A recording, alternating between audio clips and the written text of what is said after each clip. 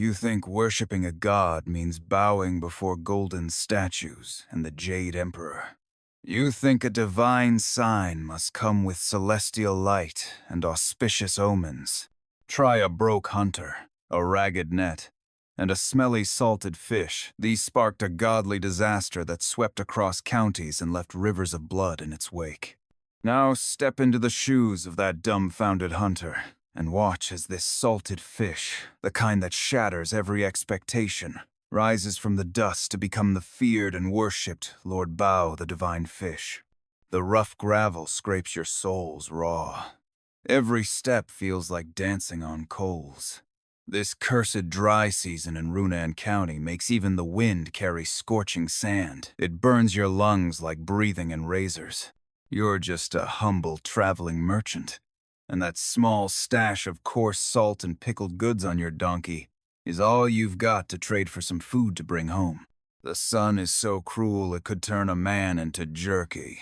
All you want is a patch of shade and a sip of water. That's when you spot it in a sparse locust grove by the roadside. A net, newly set, its coarse lines stretched taut. Caught in the middle is a plump roe deer, thrashing in vain. Its tawny fur is soaked with sweat and matted against its ribs. Its wide black eyes bulge in panic. Not a soul in sight, just the deafening chorus of cicadas. Your throat burns as you swallow hard. Venison. A prize like this is impossible to ignore when your stomach's gnawing itself. All you'd have to do is cut the net, and the meat is yours. Instinctively, your hand reaches for the short knife at your belt, but the moment your fingers brush the cold hilt, you hesitate. Where's the hunter who set the trap? Maybe this is his livelihood. You recall the merchant's creed you live by: never take what isn't rightfully yours. A meager profit comes from honest toil, not theft.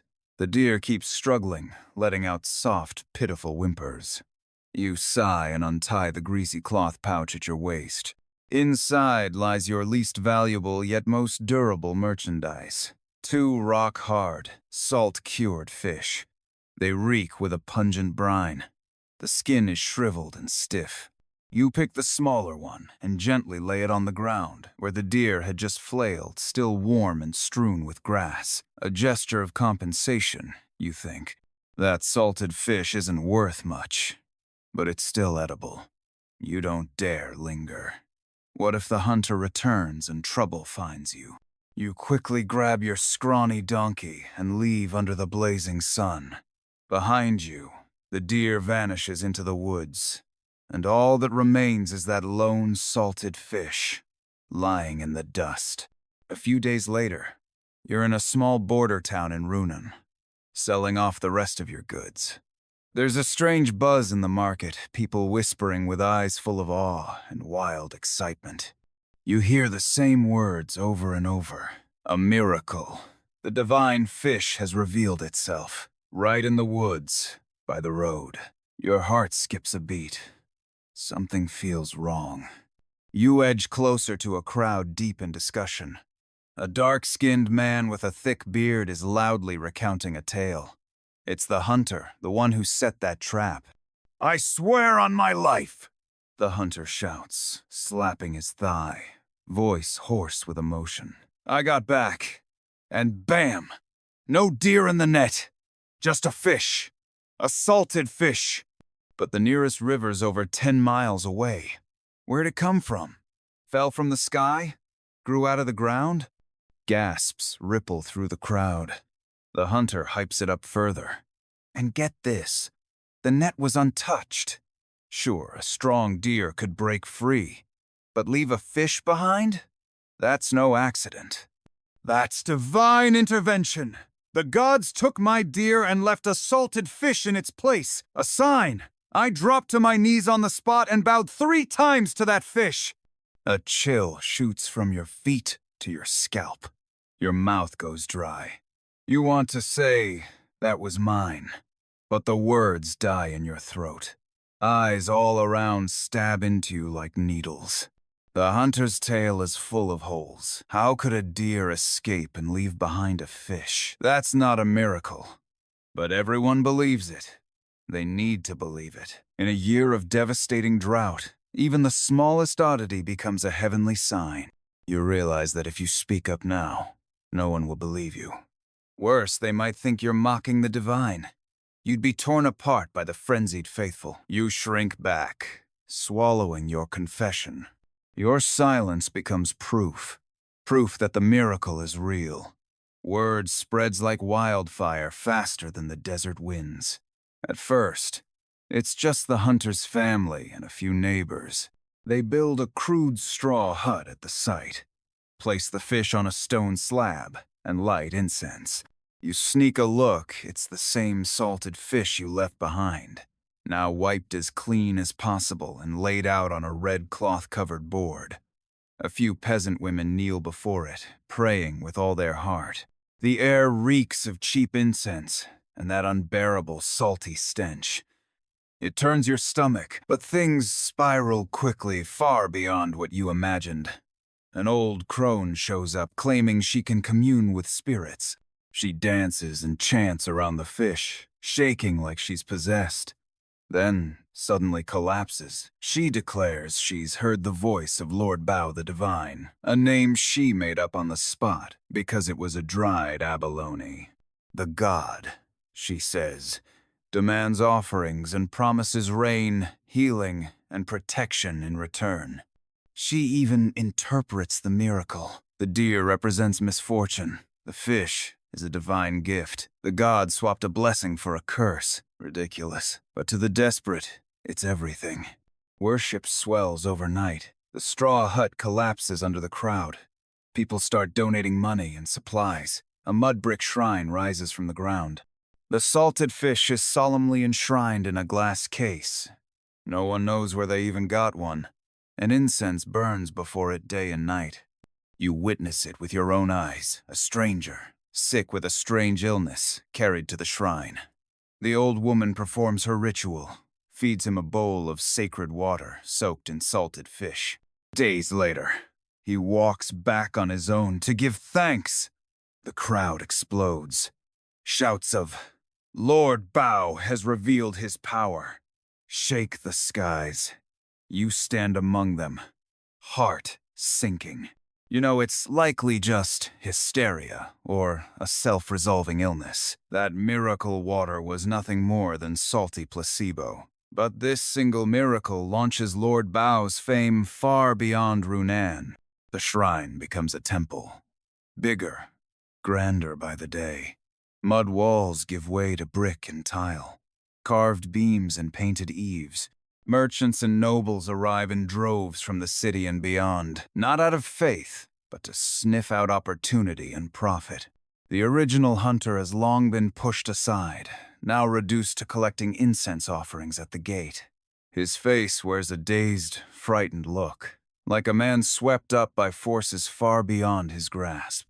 The real power now lies with the old crone, now reverently called the Divine Lady, and her newly formed Divine Council. Made up of local elites and washed-up scholars. They draw up elaborate rituals, create rigid merit ledgers, and sell blessed fish scales, source unknown, holy water soaked in brine, and charms scrolled with Lord Bao's blessing. The prices are outrageous, yet the demand is endless. What truly chills you is the government's involvement. It starts with a few low-level clerks snooping around. Soon, even the county magistrate sends his chief aide to inspect. The man tours the temple, then has a long private talk with the Divine Lady. When he leaves, he's all smiles. The next day, a grand plaque inscribed by the magistrate himself, "Blessings for All," is delivered with fanfare and mounted high above the main hall. The authorities aren't just permitting this cult, they're encouraging it. The reason was simple. The ongoing drought and the surge of displaced people had left the authorities overwhelmed. The emergence of Lord Bao, the divine fish, acted like a powerful sedative, temporarily calming the restless, despairing populace and diverting public frustration. And with the massive offerings and merit donations pouring into the temple, the government naturally wanted a cut under the noble guise of doing good on behalf of the divine and aiding the suffering. In reality, Most of it lined the pockets of the magistrate and the temple council. You stared at that salted fish behind the glass, now even more shriveled, its edges turning black from years of worship. It looked like a gaping, lifeless eye, coldly watching the frenzied masses inside and outside the temple. You felt an overwhelming sense of absurdity and dread. This monstrous creation, born from your one insignificant act of kindness or cowardice, had sprouted claws and fangs, gilded in gold dust, backed by power, and latched onto this parched land, feeding off the people's lifeblood. It was no longer a joke, but a monstrous web of entrenched interests. You wanted to run far away from this madness, but a nameless guilt and an uneasy foreboding bound your feet like invisible chains.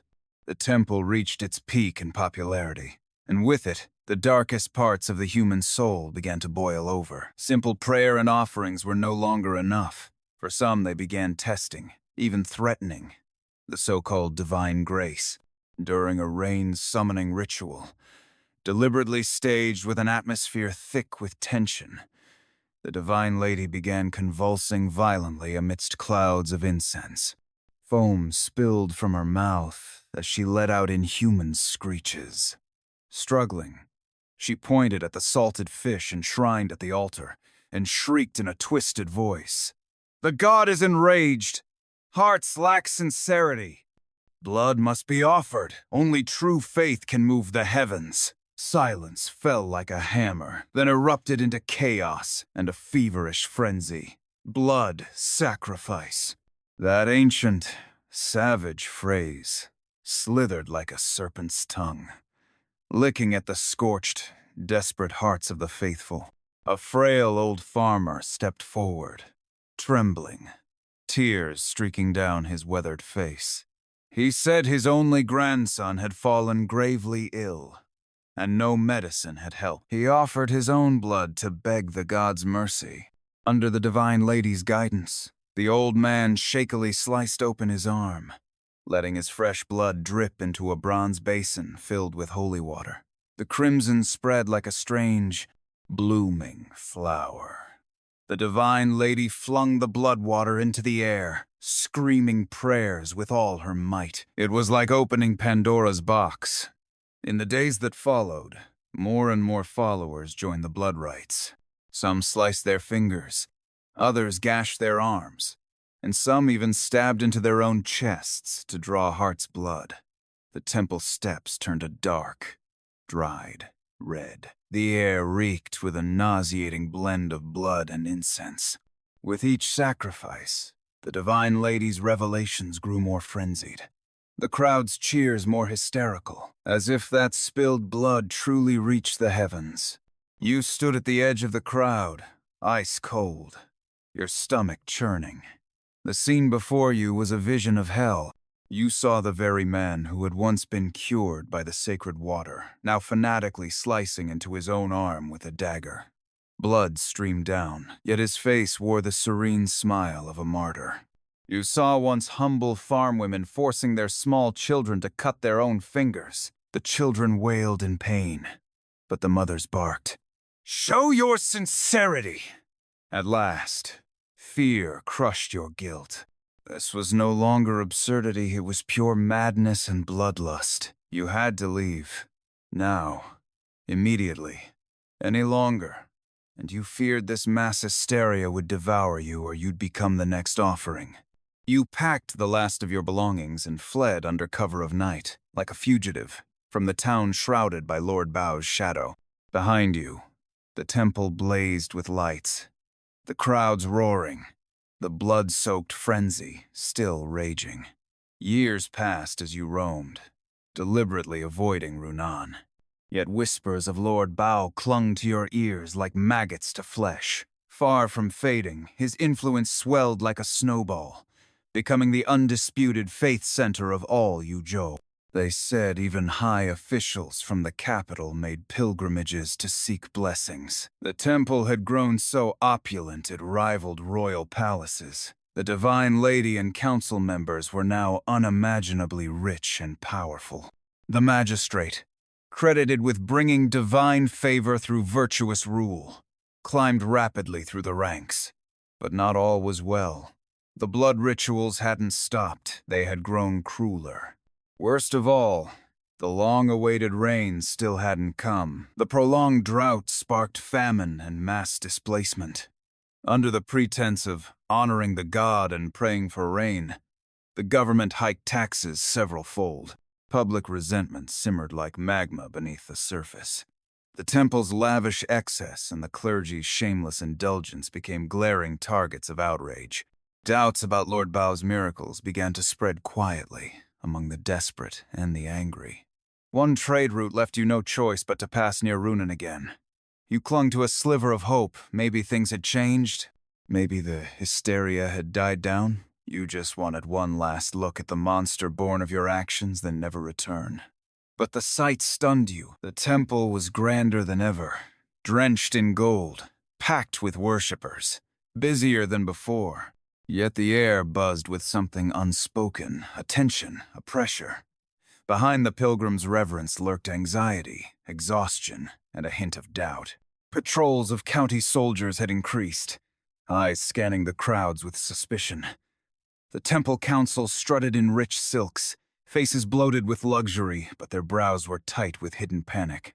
The divine lady was older, her face caked in powder, her eyes clouded. Surrounded by handmaids like a gaudy puppet on parade, she still led the rituals, but her voice had lost its force. There was a subtle tremble in her tone. You knew it then. The energy holding up this giant lie was running out. Drought and suffering had once been its fertile soil, but now they were the fuse to blow it all apart. When a god fails to deliver on its most basic promise, rain, even the strongest golden idol, starts to crack. A thought, a wild, furious thought, surged in your mind and refused to be suppressed. End it. You would be the one to end this absurd nightmare you had started. You would be the one to shatter the illusion, to show everyone that the divine core was nothing more than a rotting, salted fish. The thought terrified you. But it also brought a twisted thrill, a glimmer of liberation. You knew it was deadly, like dancing on a volcano's edge, but years of guilt and your revulsion at the grotesque spectacle before you had finally tipped the scale. The opportunity came on a suffocatingly hot afternoon. A grand rain-summoning festival was underway. The temple square was packed. Worshippers knelt in rows, their chants rising like waves as the divine lady shrieked and danced. The air stank of blood. A new round of sacrifices had just ended. The magistrate and council elite sat high on the platform, faces solemn, but their eyes betrayed unease. You had already slipped into the ranks of servants, moving offerings and cleaning up. Years as a traveling merchant had taught you how to blend in, to read a room. Dressed in coarse cloth, face smeared with ash, eyes downcast, you were invisible. But your gaze was fixed on the centerpiece of the grand hall, the altar, gleaming behind thick glass. The salted fish lay there, darker now, its edges curled, giving off a foul, aged stench. You could almost smell it through the glass. It was no longer food, not even just a salted fish. It was the totem of this massive fraud. As the ritual reached its climax, the divine lady, mid-dance, once again became possessed, and proclaimed that the god demanded the sacred body be displayed, so all might bask in its divine grace. This was a classic trick to draw on offerings and strengthen faith. The heavy glass case was slowly lifted by several strong men. Just as it cleared the altar, and the divine lady reached out to hold the sacred body, you moved. Like an arrow released from a drawn bow, you burst from the ranks of the temple servants, so fast that no one had time to react. But you didn't charge at the divine lady. You lunged straight for the altar. Before the eyes of the magistrate, the council, the divine lady, and tens of thousands of horrified believers, Your hand clamped down like a steel claw on the salted fish that had been worshipped for years as a symbol of divine power. The moment your fingers touched it, your stomach churned. It was cold, hard, greasy, and reeked of a deep, bone-rotting stench. You raised it high above your head, summoning all your strength, and screamed at the stunned, silent square, at all the faces etched with shock, confusion, and soon, rage. Your voice was hoarse, twisted with fear and fury. Look at it. This is the Lord Bao you've been worshipping all these years. Open your damn eyes and see. It's a salted fish. A fucking salted fish. I put it there. I was the one who found the hunter's roe deer, felt bad, and tossed down this worthless piece of cured fish. It was me. There was never a miracle, never a god. It's all fake, all a scam. You idiots believed it because you wanted to. These priests, these filthy officials, they teamed up to steal your money, your blood. Look at yourselves. Look at this place. All this praying, where's the rain? Where's your blessing? All you've got are heavier taxes and more spilled blood. Silence. Time froze. The massive square, packed with tens of thousands, went so still you could hear torches crackling and heavy breathing. You held the ugly, shriveled, foul-smelling salted fish high, like a banner declaring the end of the world's illusions. You could see it clearly, those expressions on the faces of the front-row believers, cracking like shattered masks. From utter devotion to utter confusion, to the shock of betrayal, and finally, a twisted rage, bubbling like a volcano about to erupt. The divine lady's face turned paper white. Her eyes bulged, her throat let out a strangled croak, like a chicken being choked, and she collapsed backward. The magistrate shot to his feet, face dark as ash, pointing at you with trembling lips, but unable to form a single, coherent command. The councilmen, fat and pampered, recoiled in terror like startled hogs, toppling chairs and tables. Blasphemy! He's blaspheming the gods! A shrill voice cried from somewhere in the crowd like a spark to a barrel of gunpowder. Seize him! Tear the heretic apart! He's a devil sent to destroy us! God, strike him down! The instant their faith shattered, the crowd's fervor turned to fury, a frenzy of destruction. They couldn't accept that the object of all their devotion, wealth, and blood had been a pathetic lie. The shame and fury of being fooled boiled over. They needed a target, a scapegoat. And you, like the child who pointed at the emperor's nakedness, became the single focus of all their rage. The crowd surged like a broken dam, a tidal wave of screams and hatred crashing down on you. Fists, stones, wooden sticks pelted you like a storm of hail. You clung to that salted fish. It was the only real thing left, the only evidence of truth. You turned to run, but the mob was everywhere. A thick club slammed into your back. You stumbled, pain exploding through you, your vision blackening. The fish nearly slipped from your grasp. The sickly taste of blood filled your throat. Loose the arrows! Stop the riot! Protect! Protect! The magistrate's scream was swallowed by the roaring crowd. Too late. The scene had descended into utter chaos. County soldiers tried to intervene, but against tens of thousands of enraged believers, no rioters. Their numbers were like ants before a flood. No one knew who struck first. Shoving turned to fighting, then to a bloody melee. The crowd began attacking anyone in official robes, any temple council member, anyone they thought was part of the Khan. The temple's ornate decor was smashed, incense burners overturned, offerings trampled. You were at the center of the storm. Hands clawed at you, trying to tear you apart. You curled up, arms around your head, using your last strength to shield the salted fish as fists and boots and curses rained down. Amid the chaos, you saw a man who had once offered his blood in sacrifice. Now eyes bloodshot sink his teeth into the neck of a maid who'd tried to protect the divine lady.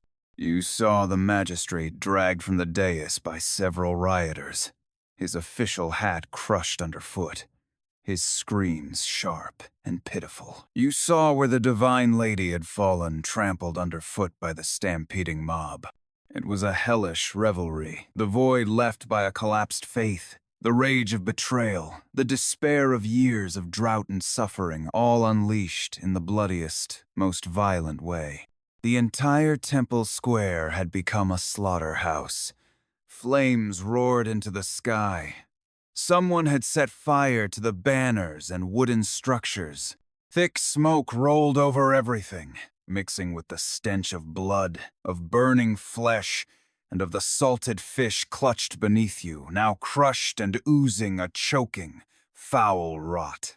You struggled in the chaos, mind fading. A burning plank crashed onto your leg, and the pain nearly knocked you out. But survival instinct overwhelmed all else. From somewhere deep inside, you found the strength to grab the rotting, broken, salted fish and hurl it like a weapon.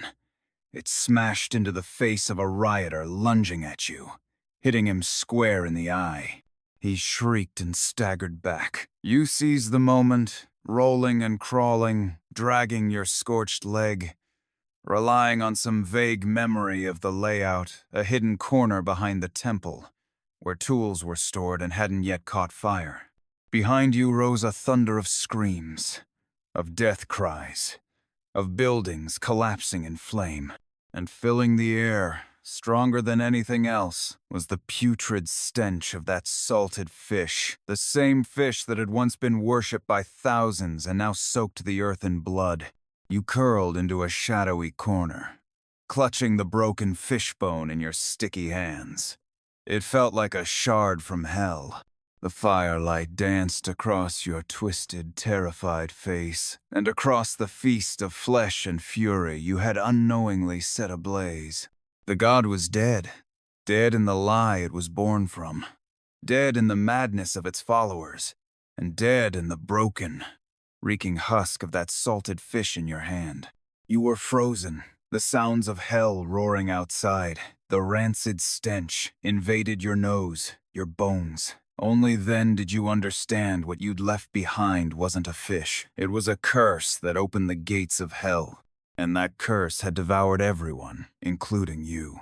You clutched the half-shattered fishbone, nails digging deep into your palm, but felt no pain, only an endless, suffocating despair, cold and soaked in salt and stench, swallowing you whole.